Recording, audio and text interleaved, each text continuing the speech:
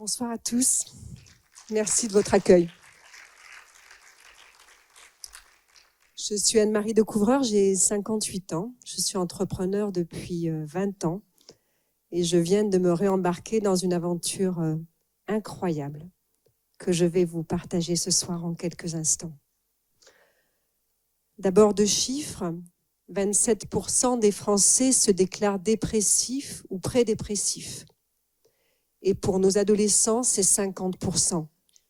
50% des adolescents français sont déclarés dépressifs ou prédépressifs dans un des plus beaux pays du monde et l'une des démocraties les plus avancées du monde. Que se passe-t-il dans ce pays ? Eh bien, toutes les études le montrent. Ce que l'on appelle le journalisme à la française, l'école de pensée journalistique qui est la nôtre, notre façon de traiter l'information, d'aborder l'information, est l'une des plus négatives d'Europe. Et ça commence à avoir des conséquences. Ça commence à avoir des conséquences sur la santé mentale des Français, nous le percevons tous. Ça commence aussi à avoir des conséquences sur notre démocratie, puisque, de plus en plus, nous recherchons des réponses simples à des questions complexes et nous venons nourrir des pensées extrêmes. Vous savez, j'ai créé mon groupe de médias il y a 21 ans et je n'ai pas créé un groupe de médias pour abîmer la santé de mon prochain. Ce n'est pas mon projet de vie. Alors, je vais vous raconter l'histoire de ces dernières années. Elle est incroyable, elle me secoue beaucoup, elle me fatigue et elle m'enchante. Je vais vous la partager ce soir. Ça commence en novembre 2018. Nous sommes réunis pour un dîner d'associés avec Frédéric Courtine et Jean-Louis Simonet, deux Bordelais, qui sont mes associés depuis 20 ans. Et Fred arrive et nous dit, les amis, je pense qu'il va peut-être y avoir une nouvelle place pour une radio nationale en France avec l'arrivée du DAB. Il prend beaucoup de précautions oratoires. Et il nous dit, vous savez, il n'y a pas eu de nouvelle radio nationale en France depuis 25 ans, parce que la bande FM est pleine. Et donc, je suis surprise, nous décidons de déposer un dossier auprès du CSA en sachant que la compétition sera féroce. Et puis, on se retrouve le 6 mars 2019, il est 13h30. Je suis à Paris dans un taxi, je regarde les gouttes d'eau couler sur les vitres de mon taxi. Et à 13h30, mon mail sonne sur mon téléphone et je lis la phrase que je n'oublierai jamais. Madame la Présidente, le CSA réuni en assemblée plénière ce jour a l'honneur de vous informer que le projet RZN Radio est autorisé à émettre. Le Premier ministre vous confie 500 fréquences publiques. Faites-en le meilleur usage. Tous nos vœux de réussite vous accompagnent. Il est 13h30. La dame qui me conduit dans le taxi me regarde dans le rétroviseur et me dit « Tout va bien, madame ?» Je lui réponds « Oui », mais j'ai le visage inondé de larmes. Je descends de mon taxi, je me réfugie sous un Porsche. Je respire et en même temps, je suis envahie de la plus grande joie de mon existence, je pense. Et un poids infini vient de me descendre sur les épaules, le poids d'une responsabilité face à vous, face à mon prochain véritablement. Alors, j'avance de quelques pas, je décroche mon téléphone et j'appelle mon associé qui attend. Depuis le matin, des bougies brûlent dans l'entreprise et un silence règne chez nous.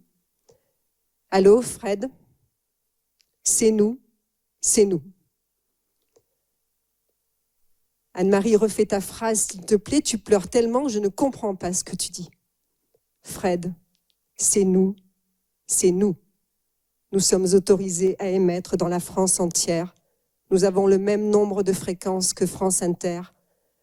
Nous avons véritablement la possibilité de diffuser la première radio positive en France. 21 octobre 2021, RZN Radio démarre. Nous avons décidé de l'installer à Bordeaux, sur le quai de Bacalan. Février 2023, le groupe devient société à mission, le fonds d'investissement Impact Partner rentre au capital. Et quand je demande au président du fonds, mais pourquoi as-tu investi chez nous? Il me répond, tu sais, on pourra faire tout ce qu'on veut en matière d'impact. On pourra envoyer des millions d'euros partout. Tant que les médias ne relaieront pas l'information, on n'y arrivera pas. Donc vous êtes notre plus gros investissement et on va mettre le paquet pour qu'Airzen réussisse. Depuis lors, Airzen est société à mission avec une mission incroyable qui est aider les Français à vivre mieux. Nous produisons 300 podcasts par semaine. Nous sommes le 2e producteur de podcasts en France après Radio France. Ma vie a totalement changé. Je me suis réendettée, j'ai repris des risques, mes nuits ont raccourci. De nouveau, je me fais du souci. Et en même temps, je n'ai jamais été aussi heureuse probablement. Parce que véritablement, je crois que quelque chose est en train de changer. Nous recevons tous les jours des dizaines de messages désormais. Et quelque chose est en train de changer. Alors je me suis interrogée, qu'est-ce qui change? Eh bien, Airzen est société à mission, objectif, aider les Français à vivre mieux. Et nous avons 4 verticales d'information. Mieux agir, la verticale écologique, mieux être, la verticale santé, mieux consommer, mieux travailler. Et ce que nous disent les auditeurs, c'est que véritablement, eh bien, à force d'écouter des programmes positifs, ils reprennent espoir. Et ça, c'est terriblement important parce que nous avons tous compris que nous allons devoir changer nos vies. Vous avez compris, j'ai compris. Mais le carburant de la force, c'est l'espoir. Je fais du footing régulièrement. Je n'ai jamais vu quelqu'un finir une course s'il n'a pas l'espoir d'arriver au bout. Et donc, nous, les médias, nous pouvons agir, nous devons agir véritablement. Nous devons véritablement proposer une nouvelle génération de radios, de télévision, de sites, de publications qui vont redonner de la force aux Français. Nous pouvons le faire et nous devons le faire parce que l'État nous concède des fréquences publiques. Et donc, véritablement, c'est notre mission. Je suis quelqu'un qui est passionné par la radio depuis toujours. J'ai la chance de vivre de ma passion et désormais, vous le sentez, je suis habitée de ma mission profondément. Alors, vraiment, réfléchissez à ça pour vous, pour vos enfants. Parlez d'Airzen Radio autour de vous. Nous travaillons en journalisme de solutions. Nous produisons, je le disais, 300 podcasts par semaine. C'est considérable. Téléchargez l'appli Airzen Radio et partagez cette information autour de vous. Quelque chose de nouveau est arrivé dans le paysage audiovisuel français. Le CSA en est très fier. Et nous œuvrons tous les jours pour que la France véritablement reprenne de l'espoir et reprenne de la santé. Et ça me paraît essentiel dans le pays qui est le nôtre. Et le dernier mot que je voulais vous dire avant de répondre à vos questions, c'est ayons tous bien la conscience que ce que nous écoutons ou ce que nous regardons est aussi important que ce que nous mangeons ou ce que nous buvons. Et ça, véritablement, je pense que c'est tout à fait essentiel de l'avoir à l'esprit et de comprendre que nous pouvons véritablement être acteurs de notre vie, acteurs de notre force et acteurs de notre changement et que les médias participent à cela. Merci infiniment.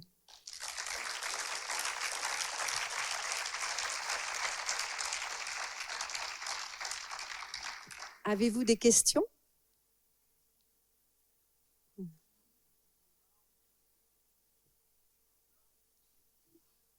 En face. D'abord, félicitations et bravo, parce qu'on a besoin d'optimisme, et tout particulièrement en ce moment.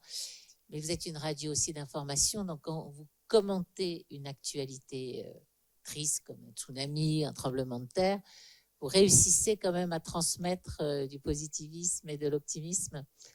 Alors, on a fait un choix. On a choisi de travailler avec une technique journalistique qui s'appelle le journalisme de solution, qui a été vraiment popularisée en France, notamment par Reporters d'Espoir. C'est une technique journalistique qui est aujourd'hui assez peu présente en radio et en télévision en France, qui a été lancée aux États-Unis il y a quelques dizaines d'années déjà, qui commence à être assez répandue dans la presse écrite. On commence à avoir de plus en plus d'articles en journalisme de solution, mais en radio vraiment, et en télé, c'est assez émergent. C'est une technique journalistique qui est assez exigeante. Elle a 5 points qu'il faut vraiment respecter. Et donc, nos journalistes sont formés, on les a formés avec l'aide de Reporters d'Espoir au journalisme de solution. Et on a développé quelque chose de très intéressant cette année. On a développé avec l'aide de l'IA un système d'autocontrôle de nos productions. Donc aujourd'hui, les 300 sujets que nous faisons par semaine sont autocontrôlés par l'IA. On contrôle leur conformité véritablement au journalisme de solution.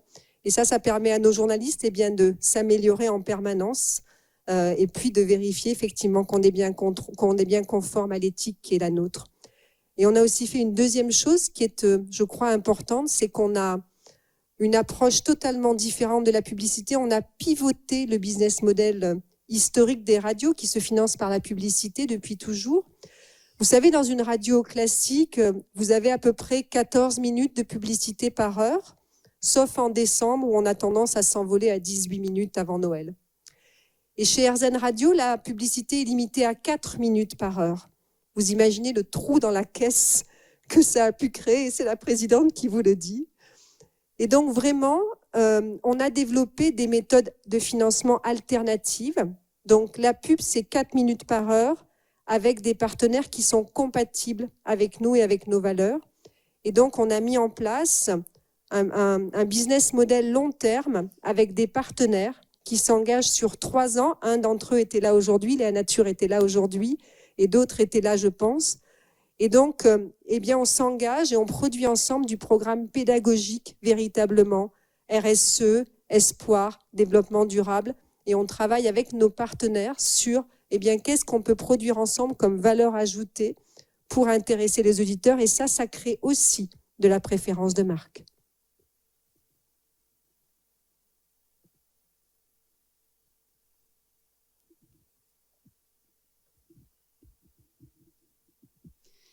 Merci beaucoup parce que vraiment, je trouve ça passionnant.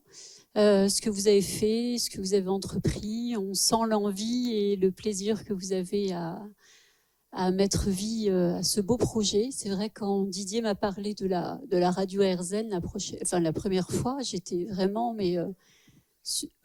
très heureuse et très contente que ça existe parce que j'aime m'informer.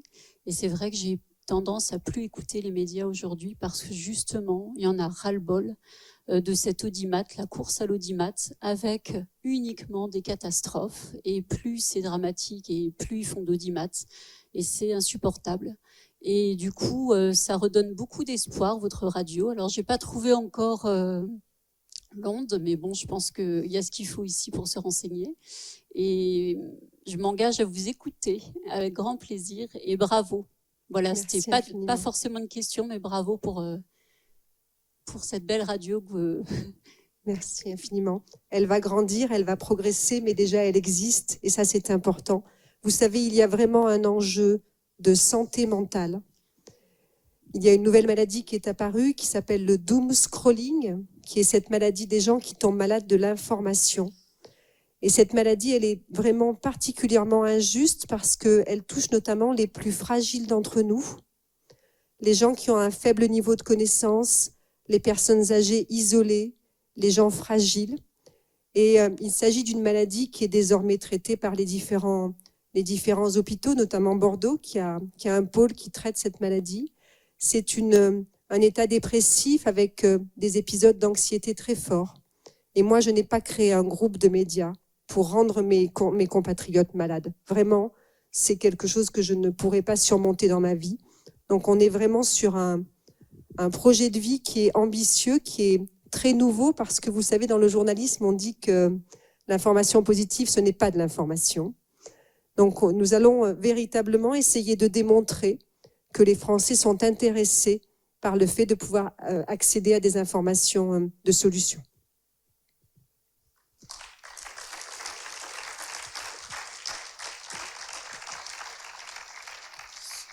Bonsoir, je voulais vous remercier pour l'existence de cette chaîne de radio.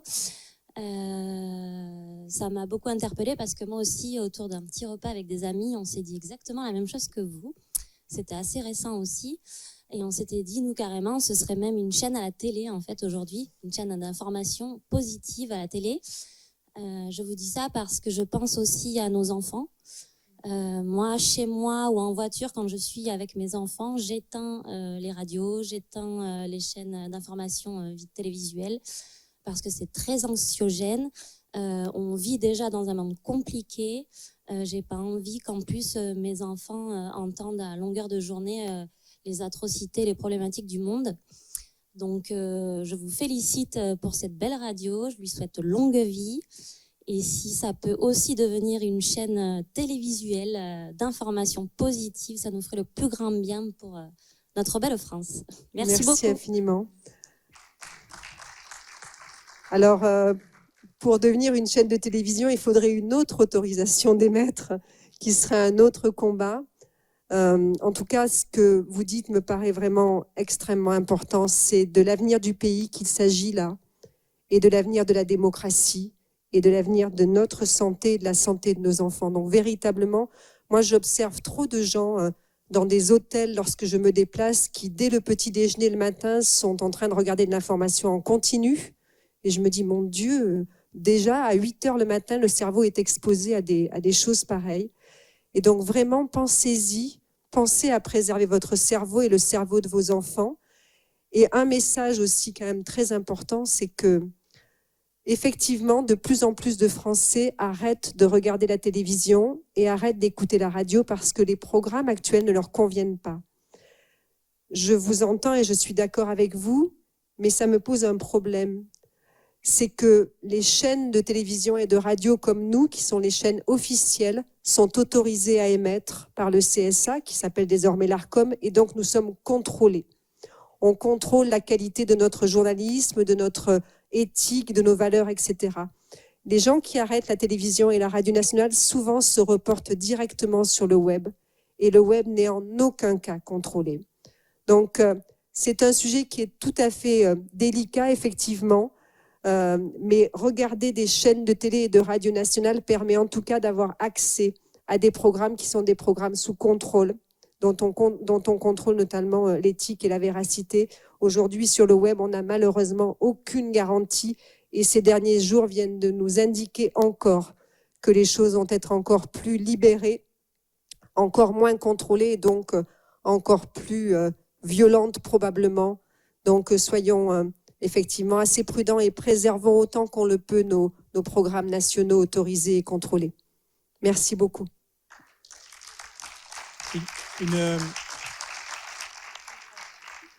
Une petite question, Anne-Marie, complémentaire, juste par rapport à ce que tu viens de dire ici. Les télés sont de plus en plus anxiogènes. Je pense que c'est la course au côté anxiogène. Tout ce qu'il y a sur le web, c'est peut-être pire encore parce qu'on tombe dedans directement. Voilà.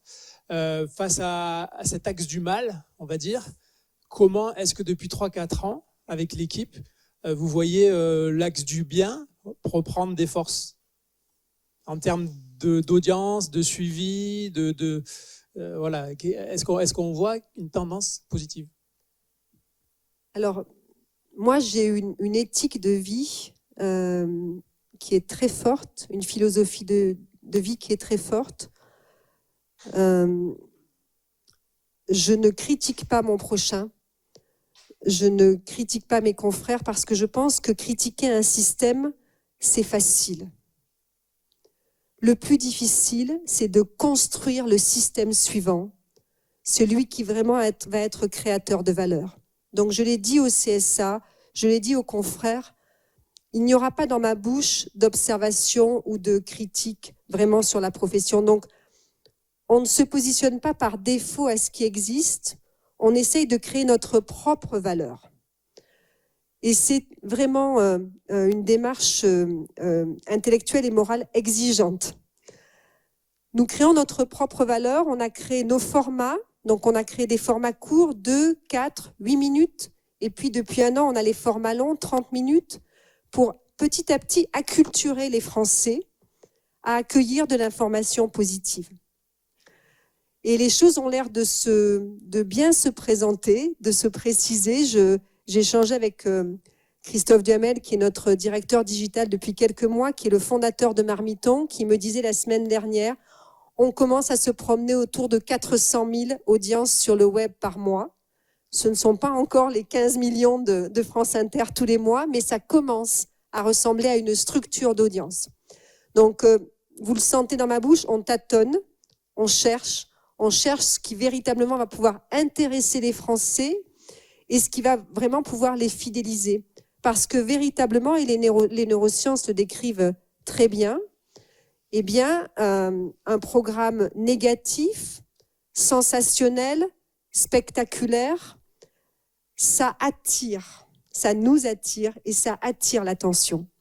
Donc là, il y a véritablement un moment où nous devons entrer en relation avec les Français, essayer de les séduire, d'où notre idée de format court, d'où notre idée véritablement d'essayer d'accueillir les choses différemment. Et les retours que nous avons, c'est que les gens qui commencent à écouter AirZen continuent et ont beaucoup plus de mal à revenir à de l'information traditionnelle. On verra la suite de l'histoire.